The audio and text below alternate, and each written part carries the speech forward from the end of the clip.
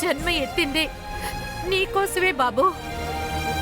నువ్వు నా కడుపున పుట్టకపోయినా నేను నిన్ను 10 మాసాలు మోసిన కన్న కొడుకులా భావిస్తున్నాను అరుణ్. నువ్వు లేని జీవితాన్ని నేను అసలు ఊహించి కూడా చూడలేను అరుణ్.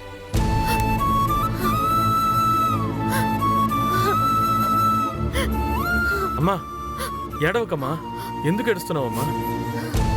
అరుణ్ అరుణ్, నా కన్నీళ్లు తొడవడానికి నువ్వున్నావు కదా, నాకు అదే చాలు నాన్న. అమ్మా, నేను ఒకవేళ ఆ సంధ్యని పెళ్లి చేసుకుని ఉంటే ప్రతిరోజు ఏడుస్తూ ఉండేవాణ్ణి. అప్పుడు నువ్వు నా కన్నీళ్లు తొడవలేక ఏడుస్తూ ఉండేదానివి. మన అదృష్టం, ఆ హంతకురాలు తన చెల్లెల్ని హత్య చేసిన వాణ్ణి హత్య చేసి జైల్లో కూర్చుందమ్మా. తను గనక నాకు భార్యగా వచ్చుంటే ఈ పాటికి రాయితో నా తల పగలగొట్టి చంపినా చంపుండేది ఆ హంతకురాలు. ఆ సంధ్యని వాళ్ళ ఇంట్లో చూడడానికి వెళ్ళినప్పుడు ఆ అమ్మాయి నాకు అస్సలు నచ్చలేదు అరుణ్. చెప్తే నువ్వు చాలా బాధపడతావని నీకు నేను చెప్పలేదు. అది అసలు ఏమీ తెలియని అమాయకురాల్లా నటిస్తోంది. కానీ చూసావా, ఒక హంతకుణ్ణే చంపేసింది. సంధ్య నీకు నచ్చినట్టుగానే మీ నాన్నగారికి కూడా తను బాగా నచ్చింది. ఆయన కనుక ఇప్పుడు ఉండుంటే సంధ్య హత్య కేసులో లోపలికి వెళ్ళింది తెలిస్తే ఆయన మనసు విరిగిపోయేది. ఇలాంటి హంతకురాల్నా నా ఇంటికి కోడలుగా తీసుకురావాలనుకున్నానని ఏడ్చి మొత్తుకునేవారు. సరే అరుణ్, మీ నాన్న నీకేమైనా ఫోన్ చేశారా? నాన్న నాకు ఫోన్ చేసి 2 రోజులవుతోందమ్మా. నాకు కూడా ఆయన ఫోన్ చేయలేదురా. అవును అరుణ్, కాశీ రామేశ్వరానికి వెళ్ళిన మీ నాన్న ఎప్పుడు తిరిగొస్తారు? నాతో 4 రోజులు పడుతుందని చెప్పారమ్మా. ఆహా. ఎందుకంటే ఆయన ఫ్రెండ్స్ తో కలిసి తీర్థయాత్రలకు వెళ్లారు కదా. అవునరుణ్, మీ నాన్న నన్ను కూడా ఆయనతో పాటు కాశీ రామేశ్వరానికి రమ్మన్నారు. నేనిక్కడ ఒంటరిగా వెళ్ళడం ఇష్టం లేక నేను రానని ఆయనకి చెప్పి పంపించాను. పాపం, మీ నాన్నని ఒంటరిగా పంపించాను. నేనేమైనా చిన్నపిల్లాన్నమ్మా? నేను ఒంటరిగా ఉండలేనా? నువ్వు కూడా నాన్నతో వెళ్ళుండొచ్చు కదమ్మా. అమ్మా, కాశీకి వెళ్ళాలంటే అదృష్టం ఉండాలి, అప్పుడే వెళ్ళగలం. నువ్వు చాలా మంచి ఛాన్స్ మిస్ అయ్యావమ్మా. రేయ్ మూర్ఖుడా అరుణ్, నేను కాశీ రామేశ్వరానికి వెళ్ళడానికి మీ నాన్న పెళ్లి చేసుకోలేదురా. నేను అమెరికాకి వెళ్ళి సెటిల్ అవుతాన్రా. మీ నాన్నకి 2వ పెళ్ళంగా వచ్చినందుకు కారణం ఆయన ఆస్తిని దక్కించుకోవాలనరా. నువ్వొక దద్దమ్మవి, కానీ గారాల కొడుకువని చెప్పి నటిస్తున్నాను. నీ ఆస్తికల్ని మీ నాన్న ఆస్తికల్ని త్వరలోనే సముద్రంలో కలిపేసి మీ ఆస్తిని తీసుకొని అమెరికాకు వెళ్ళి సెటిల్ అయిపోతాను. ఏంటమ్మా నువ్వేదో ఆలోచిస్తున్నావు? నాన్న గుర్తుకొచ్చారా ఏంటి? నాన్న నువ్వు చాలా మిస్ అవుతున్నావు కదమ్మా. అదేవీ లేదురా, నువ్వు లేకపోతేనే నిన్ను చాలా మిస్ అవుతాను. ఇంతకీ అరుణ్, ఆ హంతకురాలు సంధ్య ఇక బయటికి రాలేదు కదా? అందుకు ఛాన్స్ లేదమ్మా. హ్మ్. సంజయ్ ఆ హత్య చేసిందనడానికి పోలీసుల దగ్గర బలమైన ఆధారం ఉంది. తను ఖచ్చితంగా ఈ కేసులో జామీన్ మీద బయటికి రావడం కూడా కుదరదు.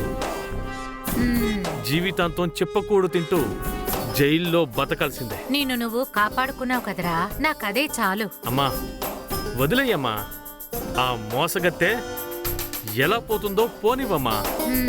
నీలాంటి మంచివాళ్ళు తన గురించి మాట్లాడడం వేస్ట్ అమ్మా. నేను ఫ్రెష్ అప్ అయ్యి వస్తాను, నువ్వు భోజనం వడ్డించు. ఇప్పుడే వస్తానమ్మా. పోరా పో, పిచ్చినాయాలా. నిన్ను మీ నాన్నని అంతం చేసి నేను జీవించబోయే జీవితమే వేరురా. ఆ రోజు కోసమే ఎదురు చూస్తున్నాను.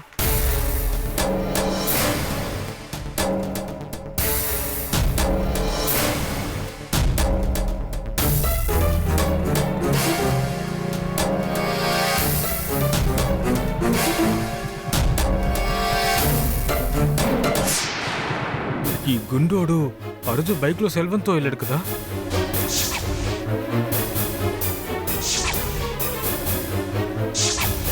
తనని పట్టుకుని విచారిస్తే ఖచ్చితంగా ఏదో ఒక క్లూ దొరుకుతుంది. ఈ గుండోడిని పట్టుకోవాలి.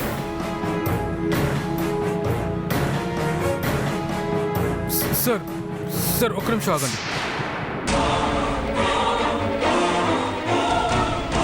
ఈ గుండోడే ఆ రోజు సెల్వంతో బైక్లో వెళ్ళాడు.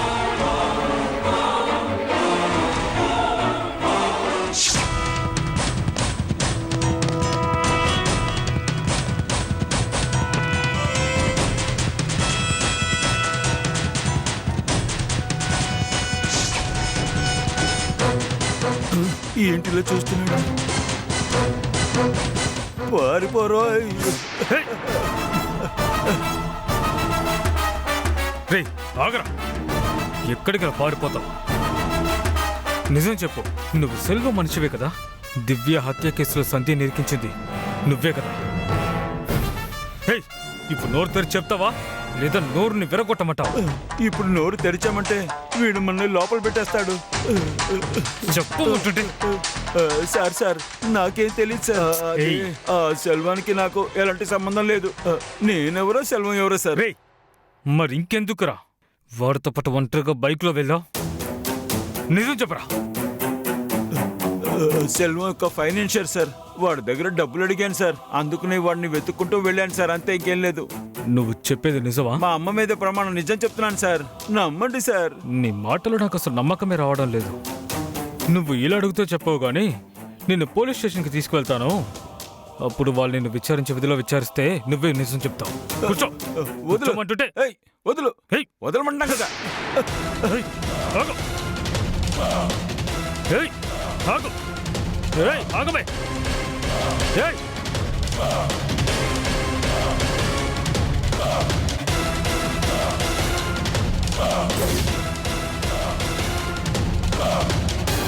ఏయ్. ఏయ్.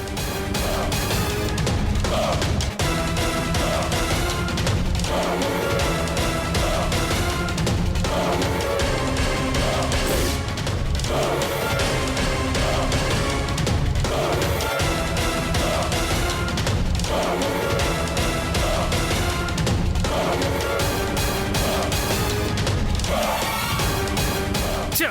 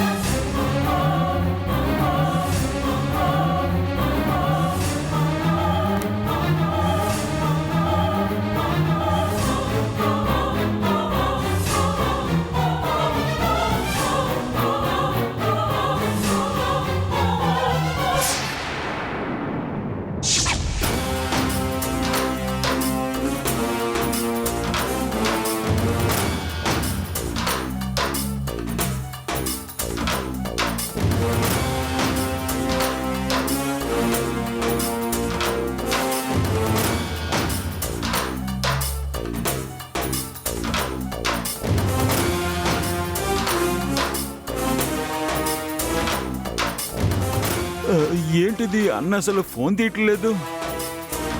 వీడికేంటి మర్యాద ఇచ్చేది అన్నని? రే సెల్వం, ఫోన్ తీరా.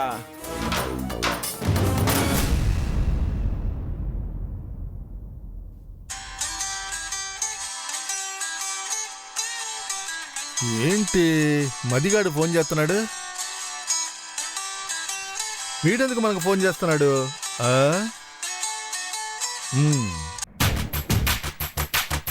చెప్పు మది, ఏంట్రా ఇప్పుడెందుకురా ఫోన్ చేశావు?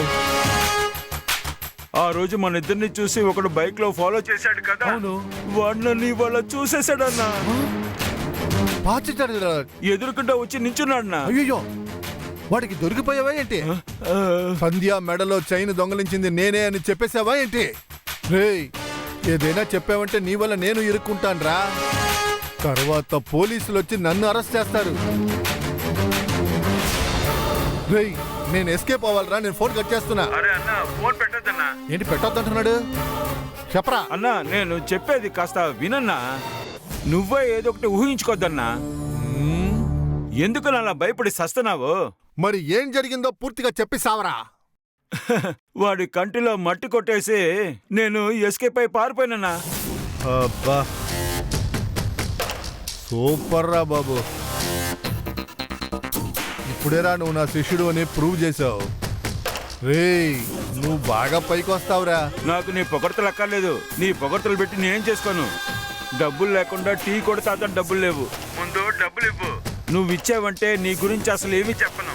నిన్నిప్పుడు నేను ఎక్కడొచ్చి చూడాలి? ఈ మదిగాడు నాకు బాగా మెంటల్ టార్చర్ ఇస్తున్నాడే. వీడిని ఊరికే వదలకూడదు. వీడికి ప్యాకెట్లో లెటర్ పెట్టి మణిని పంపించిన చోటికే వీణ్ణి పంపించాలి. ఏంటి సెల్వన్న, ఏంటి శబ్దమే లేదు? చెప్పరా. మాట్లాడుకుంటూ సైలెంట్ గా ఉన్నారు. ఏదోటి చేద్దామని ఆలోచిస్తున్నావా? నన్ను లేపేయాలని చూసావనుకో, ఆ తర్వాత జరిగేదే వేరు. ఏయ్, నిన్నెందుకురా నేను అలా చేస్తాను? నీ వల్ల నాకు చాలా పనులు అవ్వాలిరా. ఇంకా నువ్వు నాకు చెయ్యాల్సిన పనులు చాలా ఉన్నాయిరా. నిన్ను ఎప్పటికీ నేను వదలనురా. నువ్వు నాకు తమ్ముడు లాంటోడువిరా. నేను కూడా నిన్ను అన్న అన్నయ్యని అనుకుంటున్నాను. అదంతా సరే గాని ఇప్పుడు నిన్ను చూస్తానికి ఎక్కడికి రావాలి? ఇప్పుడు నువ్వు ఎక్కడ ఉన్నావు? నేను చెప్పే ప్లేస్ నోట్ చేసుకో. కొంచెం త్వరగా రా. చెప్పండి.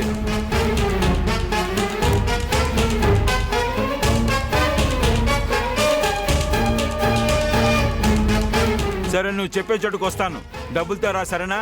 సరే, ఫోన్ కట్ చేస్తున్నా.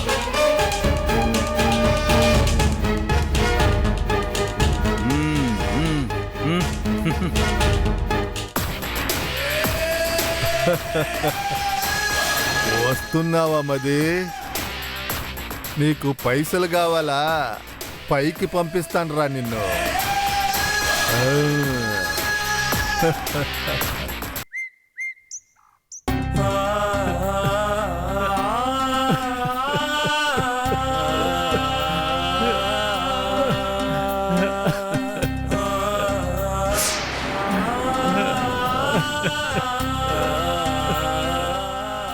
దివ్య, అమ్మ దివ్య, అమ్మ దివ్య,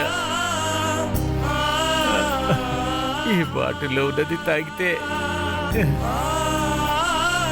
వెంటనే నేను చనిపోతానమ్మా. దీన్ని ఇప్పుడు నేను తాగబోతున్నాను. దీన్ని తాగిన వెంటనే కొంచెం సేపటికే నీ దగ్గరకు వచ్చి చేరతాను. నీకు సంతోషమే కదమ్మా?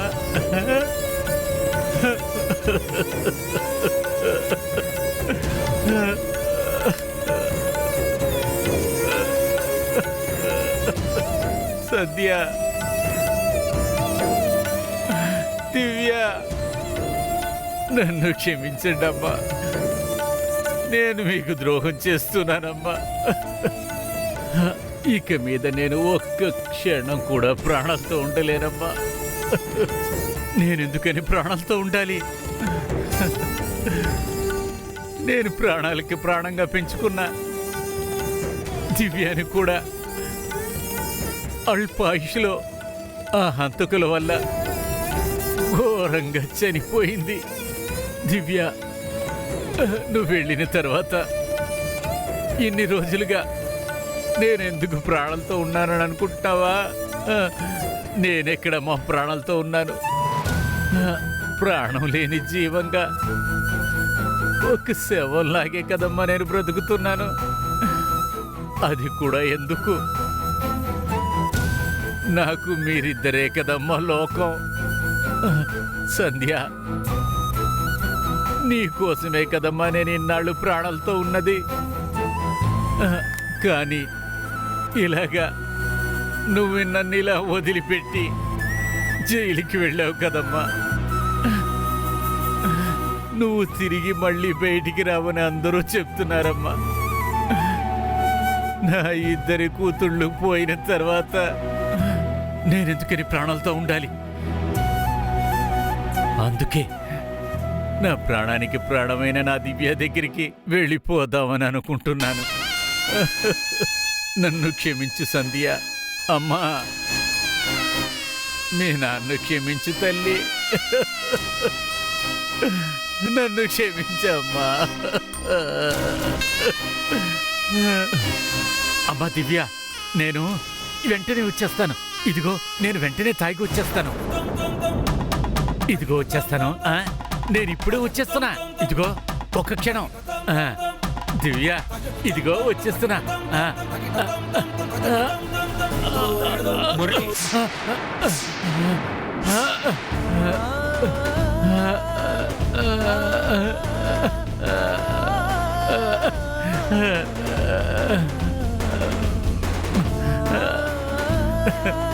రే రవి,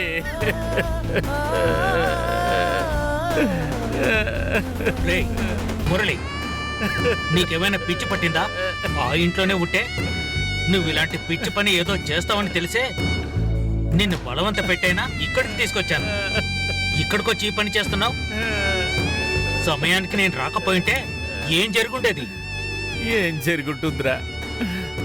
నేను ప్రశాంతంగా చచ్చి ఉండేవాడిని. ఇప్పుడు ఏం జరిగిందని నువ్వు చావాలంటున్నావు? ఇంకా ఏం జరగలరా? ఆ? నేను ప్రాణానికి ప్రాణంగా పెంచుకున్న నా దివ్యాన్ని చంపి పారేశారు. ఆ? తన హత్యని కారణంగా చూపించి తనే హంతకురాలని ఆ? నా పెద్ద కూతురు కూడా పోలీసులు తీసుకెళ్లారు కదా. ఆ దేవుడు నా కుటుంబంలో నన్ను మాత్రమే కదరా వదిలిపెట్టాడు.